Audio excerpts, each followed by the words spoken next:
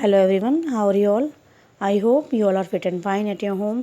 बच्चों, चैप्टर 13 तक का वर्क प्रीवियस वीडियो में हो गया था। आइए देखते हैं चैप्टर 14। चैप्टर 14 में राजा पुरु जो हमारे देश के बहुत महान राजा हुए हैं, जिन्होंने सिकंदर की अधीनता या सिकंदर का जो प्रस्ताव था वो नहीं स्वीकारा था, दोस्ती का या ये सीधे सीधे कहें तो गुलामी का प्रस्ताव उन्होंने नहीं स्वीकार किया था, उसके बारे में बताया गया है। बच्चों, ये एक नाटक है। इसमें मैं आपको शॉर्ट में बता देती हूँ, आप इसको एक बार चैप्टर की रीडिंग अपने आप करेंगे। महाराज पुरु का दरबार लगा हुआ है। वहाँ पर सिकंदर का एक अंगरक्षक आता है और उनसे कहता है, पत्र देता है और उनको कहता है सलाम करते हुए कि जुपिटर का बेटा सिकंदर दुनिया को जीतने के लिए यूनान से निकला है, लेकिन वह नहीं चाहता कि बेगुनाहों का खून बहाया जाए। इसलिए जिस तरह महाराज आम्बी और उनके दोस्तों ने यूनान के सामने सिर झुका दिया है, उसी तरह आप भी सिकंदर को विजयी मान लें। आपको सिर्फ 200 हाथी, ये शर्त रखी जाती है उनके सामने कि आपको सिर्फ 200 हाथी, 2000 हिंदुस्तानी तलवारें और सोने के 20,000 अंडे हर साल भेंट के तौर पर देने होंगे। उसके बाद मंत्री पत्र पढ़ते पढ़ते रुक जाता है और फिर दोबारा से पढ़ता है। इसके बदले में सिकंदर इस बात का आश्वासन देता है कि आपके राज्य में कोई रोक टोक न की जाएगी, बल्कि अगर कोई तीसरी शक्ति आपके देश पर हमला करती है तो सिकंदर की फ़ौजें उनकी रक्षा करेंगी। पुरु जो बहुत ज़्यादा स्वाभिमानी राजा थे, वो कहते हैं अपने बादशाह से जाकर कह दो कि उन्होंने आज तक हिंदुस्तान की तलवारें देखी हैं, हिंदुस्तान के बहादुर नहीं देखे। सारे दरबारी खुश हो जाते हैं क्योंकि वो नहीं चाहते हैं कि सिकंदर की अधीनता को स्वीकार किया जाए। उसके बाद राजदूत कहता है कि मेरे बादशाह ने आपकी तरफ मित्रता का हाथ बढ़ाया है, लेकिन पुरु उसको कहते हैं ये मित्रता का नहीं, अभिमान का हाथ है। वो ये चाहता है कि राजा पुरु उनके सामने घुटने की टेक ले, लेकिन वो अपने सामने राजा पुरु दूसरों का सिर अपने सामने झुकाने की हिम्मत रखता है, ना कि अपना सिर दूसरों के सामने झुकाए। वो केवल दूसरों का सिर अपने सामने झुकवाना ही जानते हैं। उसके बाद राजदूत कहता है, मैं एक बार फिर बड़े अदब से अर्ज करना चाहता हूँ कि आप सोच लें इसका नतीजा क्या होगा। लड़ाई बहुत बुरी चीज़ है। उसको समझाने की कोशिश करता है, लेकिन पुरु मना कर देते हैं और पुरु साफ साफ बोल देते हैं कि पुरु अपने देश का झंडा ऊंचा रखने के लिए पैदा हुआ है, उसे मिट्टी में मिलाने के लिए नहीं पैदा हुआ है। वो नहीं मानते। थोड़ी देर बाद पुरु को पता चल जाता है कि राजदूत के वेश में जो आए हैं वो स्वयं सिकंदर है, और वो पहचान कर बोलते हैं कि हम जो भी कुछ कह रहे हैं तुम्हारे बादशाह के सामने कह रहे हैं। राजदूत कहता है, आप क्या फरमा रहे हैं? तो पुरु कहता है, जी मैं समझ गया हूँ कि ये आप ही हैं। सारे दरबारी हैरान रह जाते हैं और उनके जो दरबारी हैं, सेनापति हैं, मंत्री हैं, वो ये कहते हैं कि राजनीति, वो उनको समझाते हैं राजनीति कहती है हाथ आए दुश्मन को छोड़ना और अपनी हार खरीदना एक ही चीज़ है।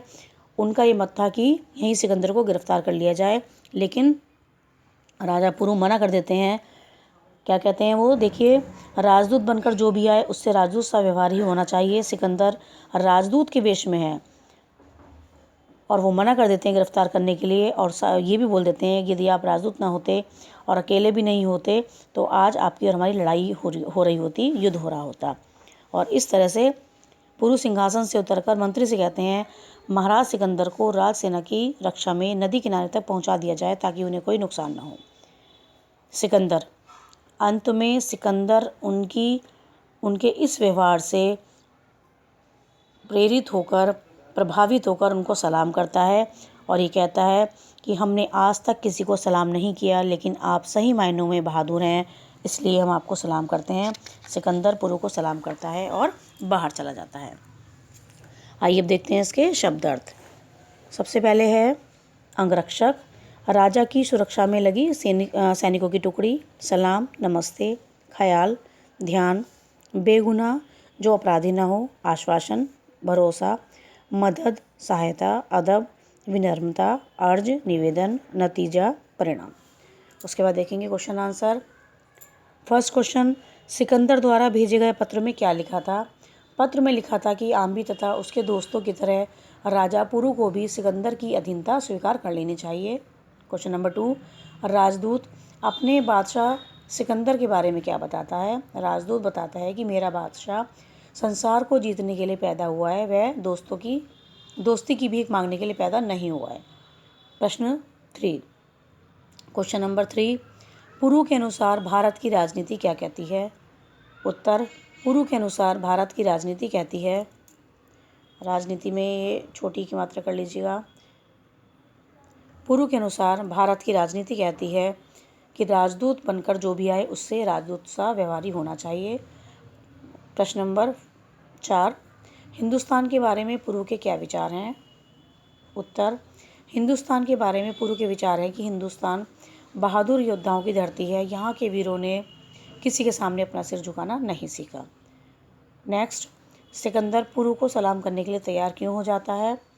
क्योंकि महाराज पुरु की तीक्ष्ण बुद्धि, वाक चातुर्य तथा सच्चे योद्धा के गुणों से प्रभावित होकर सिकंदर पुरु को सलाम करने के लिए तैयार हो जाता है। नेक्स्ट एक्सरसाइज, किसने किससे कहा? हमारा ख्याल है कि आप यूनानी भाषा जानते हैं। राजा पुरु ने मंत्री से। सेकंड, यह मित्रता का हाथ नहीं अभिमान का हाथ है। किसने कहा था? राजा पुरु ने राजदूत से। Next page. थर्ड, मैं फिर एक बार बड़े अदब से अर्ज करना चाहता हूँ कि आप सोच लें। ये कहा था राजदूत ने राजा पुरु से। फोर्थ, मेरा अपराध क्षमा किया जाए, मंत्री ने राजा पुरु से। फिफ्थ, हम आपको सलाम करते हैं, सिकंदर ने राजा पुरु से। नेक्स्ट एक्सरसाइज ग, वाक्य सही है या गलत? राजदूत यूनानी ढंग से राजा को सलाम करता है, सही। हिंदुस्तान की तलवारें उसने दिन नहीं देखी हैं, हिंदुस्तान के बहादुर देखे हैं, गलत। थर्ड, मेरा बादशाह संसार को जीतने के लिए पैदा हुआ है, सही। नेक्स्ट, सिकंदर के लिए मक्के की 2 रोटियां भेज दी जाएं, गलत। नेक्स्ट, राजदूत के वेश में खुद सिकंदर खड़ा है, सही। सिकंदर ने पुरु को सलाम नहीं किया, गलत। उसके बाद देखेंगे व्याकरण बोध की फर्स्ट एक्सरसाइज। दिए गए शब्दों के लिए एक शब्द लिखिए। रक्षा करने वाला, रक्षक। दरबार में रहने वाला, दरबारी। यूनान देश का, यूनानी। राजा का दूत, राजदूत। राजनीति का ज्ञाता, राजनीतिज्ञ। नेक्स्ट एक्सरसाइज, बे उपसर्ग लगाकर नए शब्द बनाइए। ये आप इस प्रकार से बनाएंगे, देखिए। बेगुनाह, बेकसूर, बेहिसाब, बेईमान, बेखबर और बेइज्जत। बेइज्जत में आप यहाँ पर ये भी लगाएंगे। Next page.